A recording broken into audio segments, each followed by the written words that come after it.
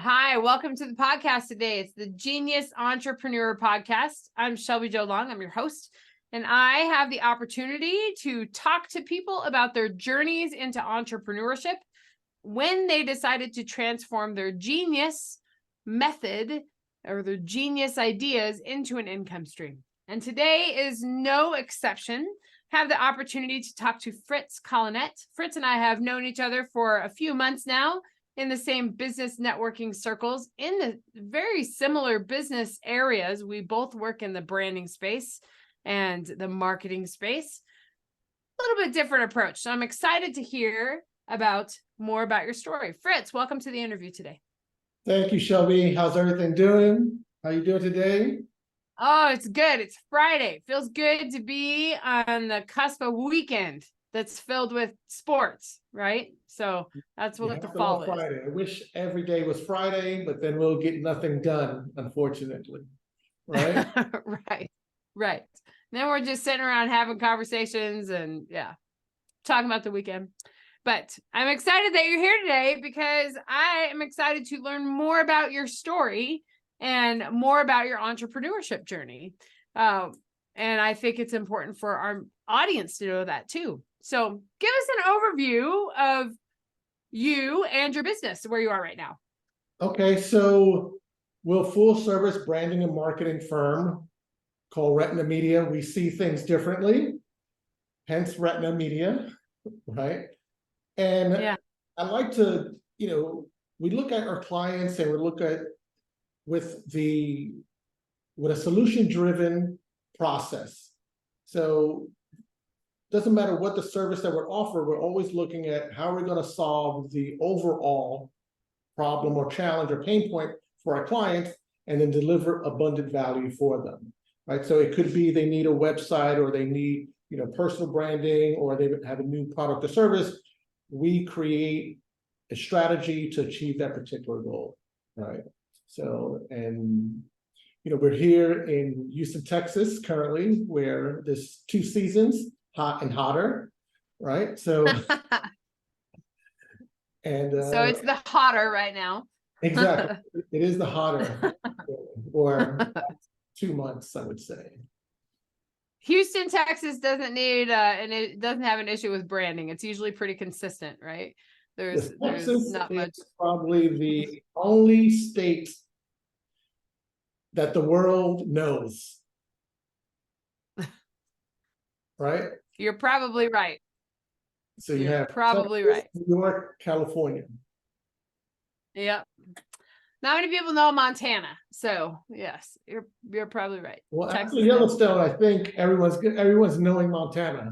Yeah, that's true. The whole Yellowstone effect, that's become the brand of Montana for sure. Right. And people come here thinking they're gonna find Yellowstone, which they do, but that's true. That had something to do with the brand of the state. So let's talk more about this branding journey of yours, or this branding company of yours. What kind of clients do you typically work with? Well, we work with a wide variety of clients, whether it's blue chip clients, medium-sized, small business owners, or solopreneurs, or bootstrapping, individuals. The great thing about your brand, whether it's a personal brand or your business brand, it's great to start it at the beginning of the infancy of your business. So at least you can start and have the journey with your brand and building equity in that brand and all the components of your brand. Where if you want a brand and you want to refresh or reinvent it, there's going to be equity from the past brand, and there's luggage that you're going to have to carry, and there might be some biases. So absolutely. Yeah, I got a question about that actually, because as our audience knows, we work in a very similar space. I work with brands and help them add streams of revenue to their brand and to what they offer, and e-commerce side of it. So I find that when people move from, the beginning to that they're offering more, do you find that when there's that, is there a transition in that brand? Do they have to shift? Or can brands often keep those core principles if they develop that from the very beginning? the brands, like any brand is an evolution, but you have to identify who you are first. That's the most important part of whether it's your personal brand, your business brand, or the brand of your service. Who you are, what you offer, and what makes you unique. A lot of times you have, clients or customers that just go in and just start building, right? They're building the plane while it's in the air. But what kind of plane you want to build? What Right. type of customers, you want on the plane, right? Where are you going? So we identify those components and help them build the right brand to achieve their business goal through marketing and advertising and branding. Right. So, and it's always fun. I love it. It's always fun. You're always seeing, identifying something, a new opportunity, and how can we rebrand this? How can we elevate this brand and amplify the characteristics of that person or that brand? And that's what's great about when you, like, step one, who you are, right? So where we have the characteristics of this person or this brand, and we're amplifying those characteristics into superhero characteristics. And especially when you're talking about a personal brand, you want to identify what are your characteristics? What do you want to be known for? What do you want to be really known for? What makes you great? So, and if it's just these 3 items or characteristics, then let's just kind of amplify that. Let's put gasoline on it and let's just amplify it, make it larger than life, right? So that's first component of building a brand. What makes you you?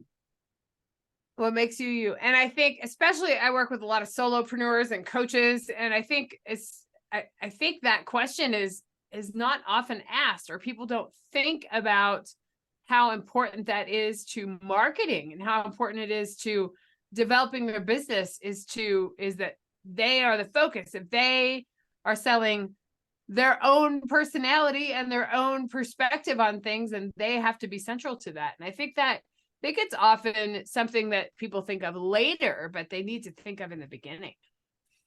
Shelby, you're 100% correct. A lot of times when you're thinking about it towards the end or the middle of your journey, you've actually helped your competitor. And we don't realize that what we did was add more eyeballs to the industry to now hand it over to our competitor. Right? Right. When we start thinking that way, we start realizing, okay, let me phase this out, step 1, step 2, right? And start really kind of crafting who we are. Most coaches, they know who they're not. Right. Right? They can tell you that immediately. But when you ask them who they are, they say, well, I'm a, business coach. Okay. What type of business coach? Well, executive business. Okay. So you start trying to unearth this, and they really have to ask themselves, who are they really? Because just to say that you are an executive business coach, I can Google executive business coach and I'm going to get million+ results. So they have to identify who they are. Got to be much more refined in that process. Yes. So tell me what inspired you to get into the idea of brands. I know you're a visual artist as well. Can you give us a little? Does that inspire getting into brands and promotional ideas, marketing? So what inspired that? I had a really interesting journey as a youth in New York City. So I'm creative. I draw, I paint, draw, sculpt.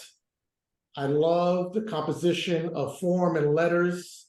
I went to the High School of Art and Design. I went to Pratt. So I was always creative as a youngster. I was always around a lot of creative individuals.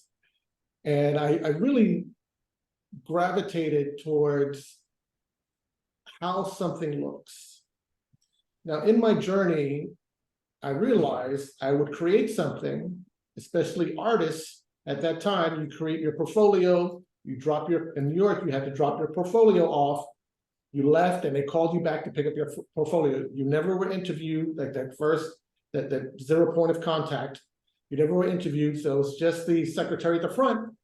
And you can ask her all the questions you want. Well, how come nobody called me back? How, who did they hire? What are you guys really looking for? She wouldn't know, right? So now, and school really didn't prepare you for that. I learned the hard way that when you're presenting your work, you really have to present yourself and the reasons why you're choosing this color, that font, this particular, why is this person posed in this manner? What's the aura? So you're selling the story and as well as the art. So same thing with when you're creating a brand, you really have to start telling that story. And I learned, the hard way, hey, you tell the story of the brand and where they're going, where they're at now, and where the possibilities of where they could go. The great thing that we're able to unearth is we can help clients see past all the clouds behind the building. Like, I know you want to go here, but your possibilities are here. And I'm going to show you how to get there. So these are the steps we're going to take to get here.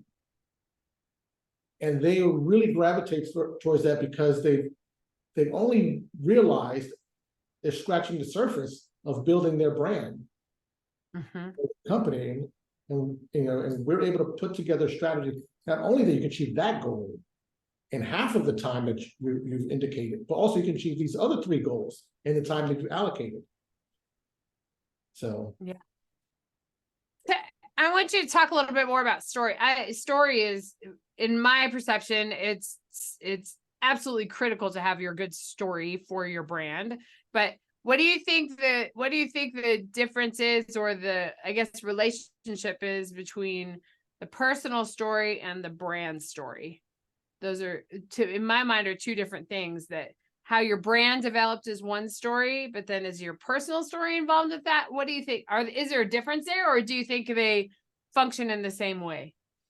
Well, they function the same way, but depending on the industry and depending on your target audience, we don't. Yeah. What we discount is who's our target audience, right? What are the pain points, and are we creating our brand story to help, solve that pain point, right? So we could start our personal story and how we turn that personal story into a business. I think is fantastic, right? I mean, case in point, I was working for an agency in the Midwest. I moved to Houston and I said, hey, I'm just going to get a job. So I went on a bunch of interviews, and literally I was at one interview and the guy said, well, you're overqualified. Okay, fine, I get it. I'm overqualified. So I went on another one and he said, hey, you're great, you're fantastic, love your portfolio, you ran 3 departments, you worked on blue chip brands, right? Smaller brands. So I knew a wide variety of strategies. I could run a department, multiple departments. And he said, well, if we hire you, you just might take my job and this other guy's job. I don't want your job. So the unfortunate part, when I moved to Houston, there weren't a lot of advertising agencies. So the mindset was different at that point. And I said, well, since I'm not gonna, I felt like I needed just to open up my own gig. And I had my side hustle that turned into my permanent hustle. Right? Yeah. Did you have some entrepreneur influence in your life, your folks and people around you? Because I know for me, it was, both my parents are entrepreneurs, but I didn't really think of it as something that I do. I knew I just kind of staying in academia was something that was comfortable to me, and I love teaching and all of that. And then I didn't really ever think about the challenges of entrepreneurship, and I didn't think about that. So did you have influences for entrepreneurship, or did you just all of a sudden think, I'm just going to do this on my own. I know I've been an entrepreneur since I was a child, right? So when everyone gets like their little, stipends for the week as a child, right? Your little allowance. But as most kids, they want something more. But my parents weren't able to give me more. Like, hey, if you want it, then you have to figure it out, right? Which is great. But I'm an artist. So guess what? I'm going to use, this universe provides you with the tools to utilize how you see fit. So at that point, it was the height of the hip hop era. Everybody wanted like jean jackets, painted jean jackets. They wanted airbrushed shirts or, clothing. So I did jean jackets. I painted jean jackets. I was 13 years old. I was painting jean jackets and I was charging $200, $150, depending on what component you wanted on your jean jacket. You wanted your name, you wanted like a background. So I had a tool, and I was making money doing this, right? I mean, it took some time, but I made my own money and I was happy about it. To this day, I tell my kids, hey, if you want it, you have the opportunity. You have more tools to your disposal than I did, right? So with my young entrepreneurship, and then as I got older, it turned into more and more and more, right? So it went from creative assets to branding to marketing and branding, and I was doing a lot of marketing for a lot of different folks as a side hustle. Yeah. Right. And then you decided to transform that into your full-time. Exactly. I transformed that, which was fantastic. I transformed that into what I am today, branding, marketing, do quite a bit of consulting, but help large businesses see how we can take their brand and amplify it. And a lot of times we think of branding as a logo, right? So that's just one component of your brand.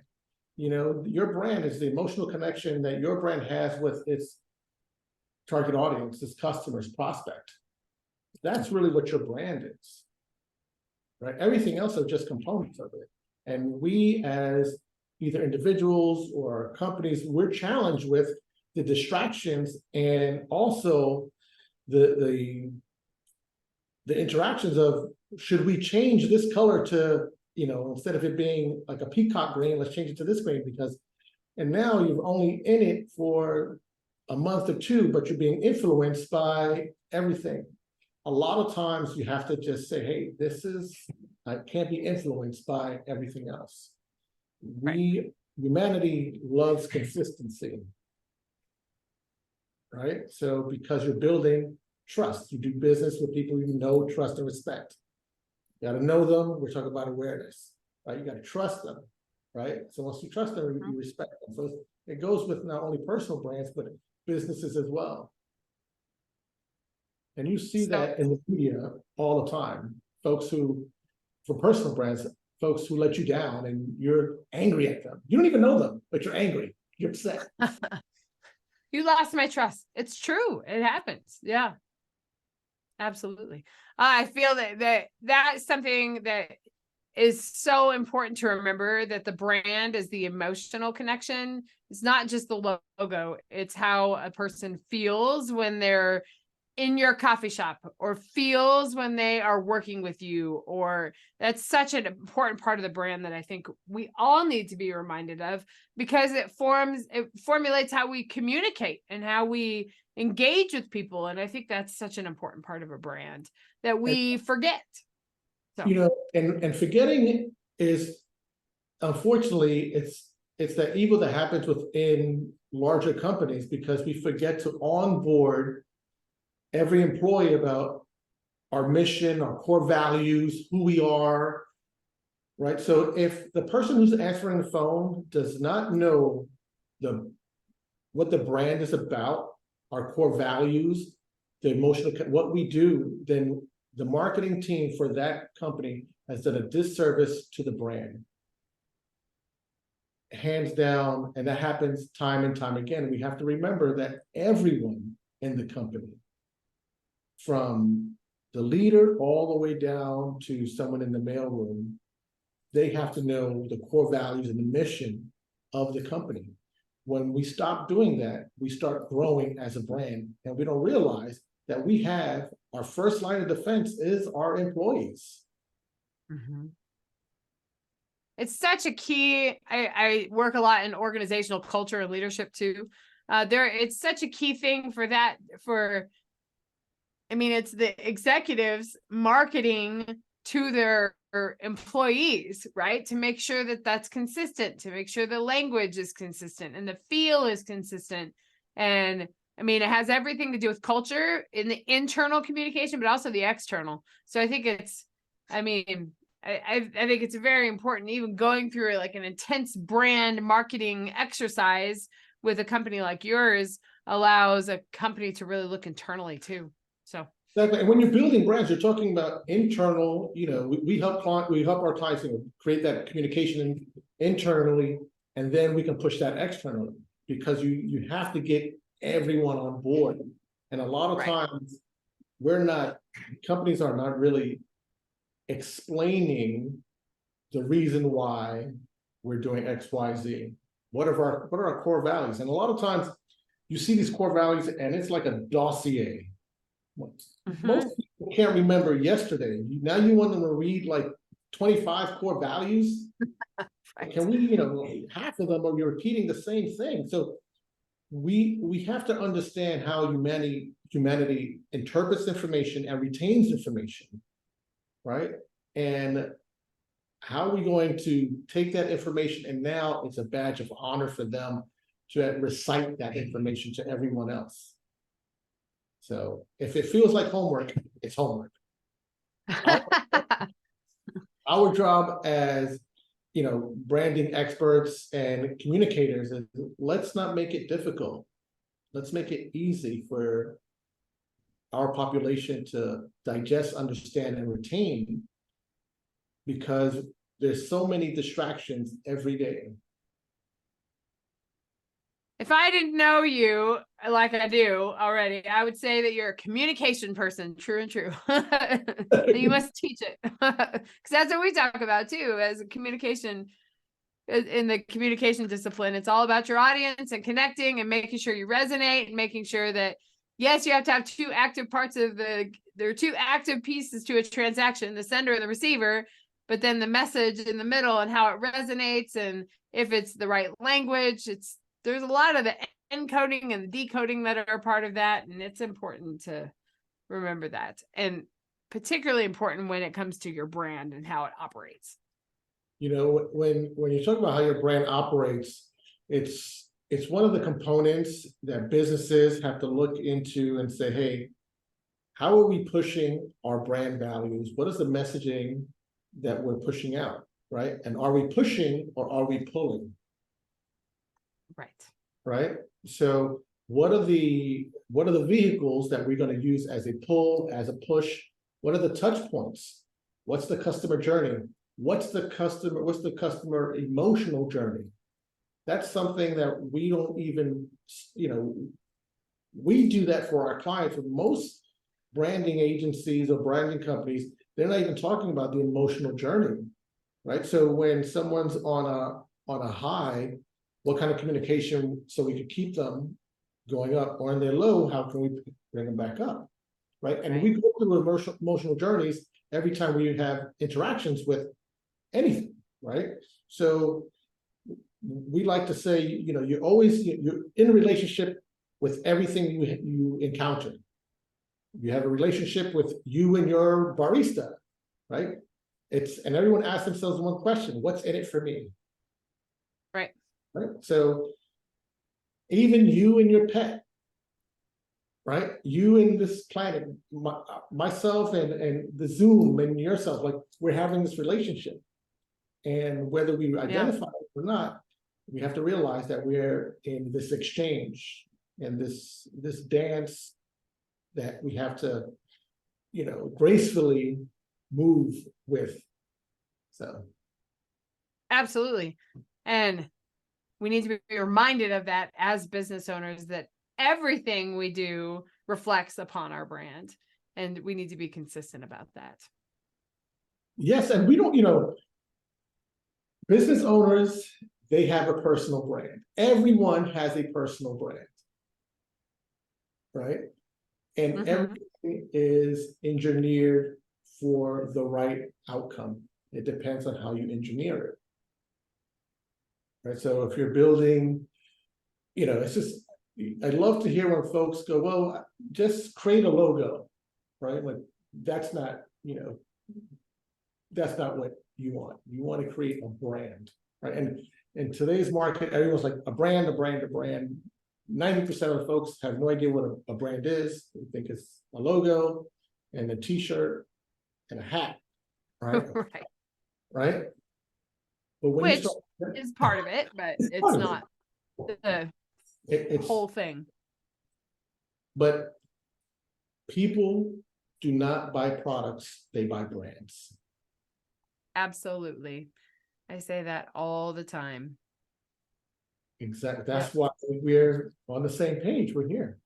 Yeah, all the time. You choose to eat where you want to eat because you like the people that serve you. You choose, they don't buy products, you buy brands. Absolutely. Well, we could probably talk all day about this since we're in the same space, but I wanted to ask, because you took the leap of the other thing I wanted to talk about too, is that I think you had a recognition, or at least an awareness of your genius or your unique offer to the world pretty early. Would you say that's accurate? Like, you knew you were an artist, you knew that was your gift. Would you say that's pretty accurate? That's really accurate. I already knew that I was creative. I could draw, I could paint, I could,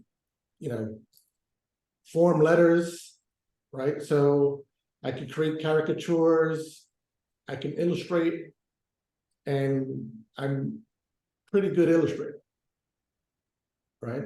You kind of knew that from your high school, or even before that, you knew that. But then I think it's great to hear your story, because you actually recognized that early, and then that influenced it did influence your career, but it probably influenced a lot of pieces of your life, is that you recognize that early. Because I think that people have a hard time recognizing their genius outside of where they're working, right? Or outside of their activities or education. And I think that's a unique quality. And yeah, I just kind of recognize that from when you were talking. So earlier. when I was a kid, and I'd come home from school, and this was when I was in middle school. So I have two brothers, one older and one younger. So we'd come home from school. So we went to school together. We'd come home, and every day I would sit down on the dining table, and I told myself I have to draw something 8.5 by 11 on an 8.5 by 11 sheet every day. And it has to be not just one thing. I have to finish it before I can go outside and play. This is the challenge that I put on myself. So we have to realize that you have to take control of where you want to go. I realized if I wanted to be a better artist, I had to be consistent. I had to really kind of dig in deep of whether it's drawing, painting, sculpting, right? So much so that when the opportunity presented itself to go to the High School of Art and Design, and I knew that, hey, I was going to be competing with kids that went to traditional training on how to, illustrate and how to draw, or they went to classes. I didn't do that. That's something that I, at the time we couldn't afford as a family, but I'm like, hey, I have a pencil, I have paper. If you're amazing, everyone could see past everything else. I just have to be great. And I have to put in the time and consistency and just do it. And that's one thing we realize, that we have to be consistent at just doing one thing really great. And I call it, it's like your utility, it's like Batman's utility belt, right? So do one thing really great. That's your one thing, you got it in your belt. Then do the next thing really great, and that's the other thing. Those two, you can create something else. So just keep on adding to your utility belt, or your champion belt, or your superhero belt. I think that's important to point out, especially about a skill, is that, you know, you're an artist. I am in communication. If I'm not practicing that, then I'm not honing my own skills, nor do I have the ability to compete with people that have also done the work. So we need to remember to do that. It's not just something we fall back on. It's something we're constantly engaging and living and doing these things. And if we're not doing that, then we're not serving ourselves or serving our own genius. I think that's an important thing to remember. So from that. And then I think it becomes clear that that's your entrepreneurial path, that then you build a business around it. And that's, you know, you're right. You start identifying what makes you happy, what makes you see other people smile when you provide them with a service, right? And you're like, hey, yeah, I think I can take it to the next level. And a lot of times, either we're passionate about going to the next level, or there's challenges in the next level, and we kind of pull back. We have to tell ourselves, you know, life is like an elevator. Sometimes you need to get off and learn something, and sometimes you need to keep on going, right? So if it doesn't challenge you, it doesn't change you. What would be your advice to a person out there that was thinking about stepping into entrepreneurship or creating a business out of their genius? What would be your advice to that, other than the stepping into it and facing your fear? So outside of don't be afraid, right?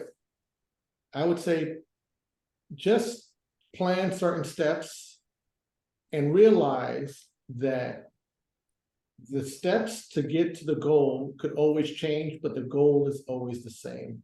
Like, you're going to fall, you're going to fail, get up fast, learn from your mistakes, always, you know, keep on learning, and realize that there's a huge opportunity, and never think that there's only one solution.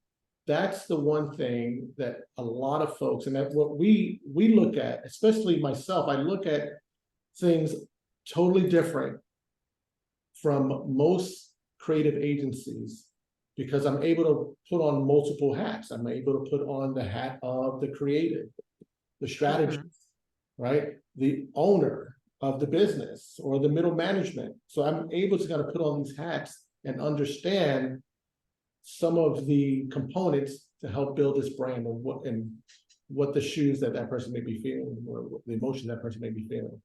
So absolutely. Your question. Yeah, I think it's the facing your fear, and don't be afraid to fail and try something else. And I really like that you have a goal, but there's many different ways to get there. It doesn't have to be a linear path. And I think that's so, I'm still teaching too, but like being in that space, it's like, it's not just producing a business plan and then following the things in your business plan. You have to adapt to the market. You have to adapt to, if you can't sell your products, you've got to figure something out, because you've got to make that connection to make your business go. And so I think it speaks to some really important lessons about pivoting. Like, your core genius doesn't have to change, but your methods might have to change a little bit. And we also have to realize the inner chatter or the exterior chatter, we have to tell ourselves to keep moving, right?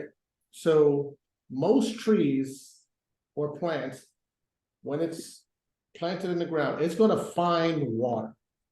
Its roots are going to keep on looking for water. It's going to try to grow. it was put here on the planet to grow. That's it. So you're put here to grow. So figure it out, right?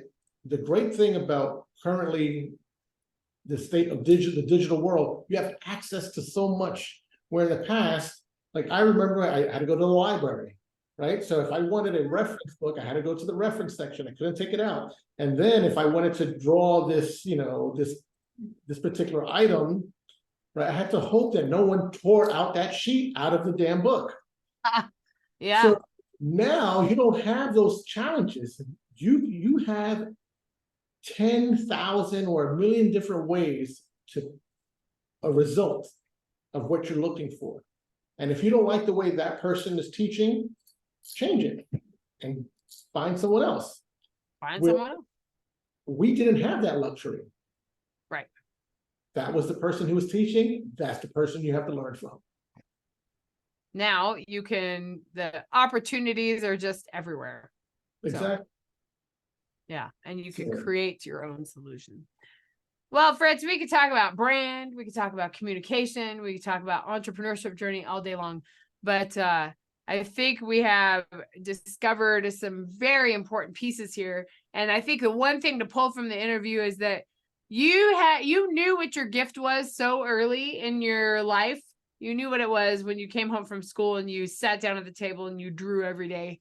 And our genius is something that we like to do, something that we feel that we're good at, something that we want to get better doing. And often that's something that we haven't thought to monetize or haven't thought to put in the marketplace. And I think that's an inspiration to our audience to think about, I have a gift and I can share it, and there is a place in the market for it. So I think that's my takeaway from today. You're absolutely right. There is everyone has a genius in them. They just have to discover it. And you may have to try different things out, right? So you absolutely have, and that's what's really important. I mean, I challenge everyone to at least every 2 weeks, try something new, try something different, right? So if you're a 9-to-5er, right, and you're working for a company, understand what are the goals of the company. The decisions that you're making day to day, ask, would I do this? Would I act like this? Would I do X, Y, Z, right? But if you're trying to find your genius and you're trying to discover it, then go out in the market and try different industries, try different, points of contact, network, find out what you like, what you don't like, right? Or just make a list, stuff you don't like, stuff that you're indifferent to, and stuff that you love. And it could be personal stuff, it could be business, like just so like, hey, if it's in the stuff I don't like, I don't want to do that anymore. And stuff that you're indifferent to, you're like, okay, I'm indifferent to it, but these are the things that I love. I love, cooking on the weekends. Okay, cool. Explore that. What type of cuisine, right? So you explore those opportunities, because the only thing we can control is time. So we can't control time. So true. So true. So many good things out of this interview today. I'm really happy that you joined me on the Genius Entrepreneur podcast. Thank you. And thank you for seeing my I see your genius, and I think there's a lot of things that there's just so many intersections, and there's some cool things that could happen. So I'm very excited that you gave us so much of your wisdom and your journey today. So thank you for coming. Thank you. And to all of you genius entrepreneurs out there, it's just asking yourself the simple question, what is my gift and how can I share that to the world? And because that's what differentiates you, and that's what makes your brand unique. And it's something that you can offer to the world that no one else can. So this conversation today did nothing but inspire that for us to think about and how we can enter it into the marketplace. So thanks again, Fritz. And we look forward to speaking to all you genius entrepreneur listeners again to inspire you to think about your genius in a different way. Feel free to reach out to me to talk about some strategy behind that, or to follow the Genius Entrepreneur podcast to hear more stories like Fritz. Thanks again, and we'll see you next time.